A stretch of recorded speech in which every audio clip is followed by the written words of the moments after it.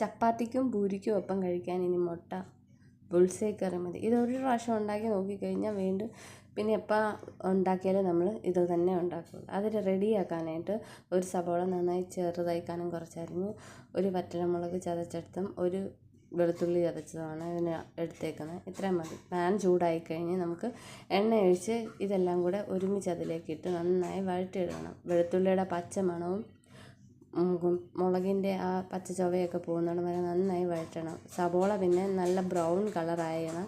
അതിനുശേഷം മാത്രം നമുക്കിതിലേക്ക് ഉപ്പിട്ടാൽ മതി, അല്ലെങ്കിൽ വേഗം ബ്രൗൺ ആവും. വെളുത്തുള്ളിയും വറ്റൽമുളകും കൂടി വേഗാതെയും കിടക്കും. അതുകൊണ്ട് ഇത് നന്നായി വഴണ്ടതിന് ശേഷം മാത്രം നമുക്കതിലേക്ക് ആവശ്യത്തിന് ഉപ്പിടാം. ഉപ്പിട്ടാൽ വേഗം സബോള വഴണ്ട് കിട്ടും. അതുകൊണ്ട് എല്ലാം റെഡി ആയി കഴിഞ്ഞ് നമുക്ക് ഉപ്പിട്ടാൽ മതി. അതിലേക്ക് ആവശ്യത്തിന് വേണ്ട സബോളയ്ക്കും ഇതിനൊക്കെ വേണ്ടുന്ന ഉപ്പ് മാത്രം ഇതിലേക്ക് ഇപ്പോൾ ഇട്ടാൽ മതി.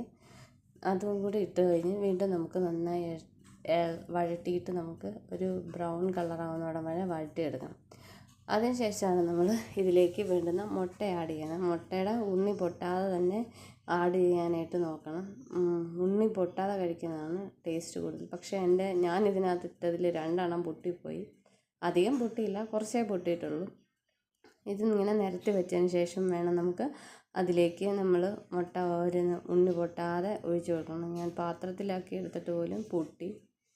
നിങ്ങൾ കെയർഫുള്ളായിട്ട് തന്നെ പൊട്ടിക്കാതെ എടുക്കണം. അങ്ങനെ ഓരോന്നും ഞാൻ ഒരു 4 മുട്ട എടുത്തിട്ടുണ്ട്. 4 മുട്ട ഞാൻ ഇതിലേക്ക് ഉണ്ണി പൊട്ടാതെ ആഡ് ചെയ്തു. 2 എണ്ണം ഉണ്ണി പൊട്ടിപ്പോയി. എന്നിട്ട് നമുക്കതെല്ലാം ആഡ് ചെയ്ത് കഴിഞ്ഞിട്ട് ഇതെല്ലാം ചെയ്ത് കഴിഞ്ഞിട്ടാണ് ഈ മുട്ടയ്ക്ക് വേണ്ടുന്ന ഉപ്പ് നമ്മൾ ഇതിലേക്ക് ഒഴിച്ച് കൊടുക്കേണ്ടത്.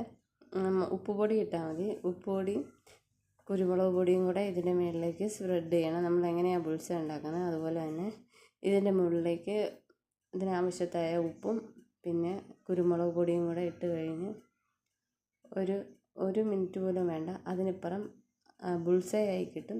അപ്പം നമുക്ക് കറി താത്ത് വെക്കുകയും ചെയ്യാം.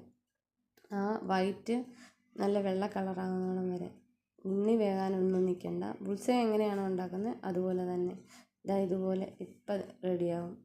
ഇതുണ്ട്, നോക്കി നിൽക്കുന്ന സമയം കൊണ്ട് ബുൾസൈ കറി റെഡിയായി. ചപ്പാത്തിക്കും പിന്നെ പൂരിക്കുമൊക്കെ കഴിക്കാൻ വേണ്ടി മുട്ടക്കറി വേഗം റെഡിയായി കിട്ടും. അതിന് അസാധ്യമായ ടേസ്റ്റും കൂടിയാണ്.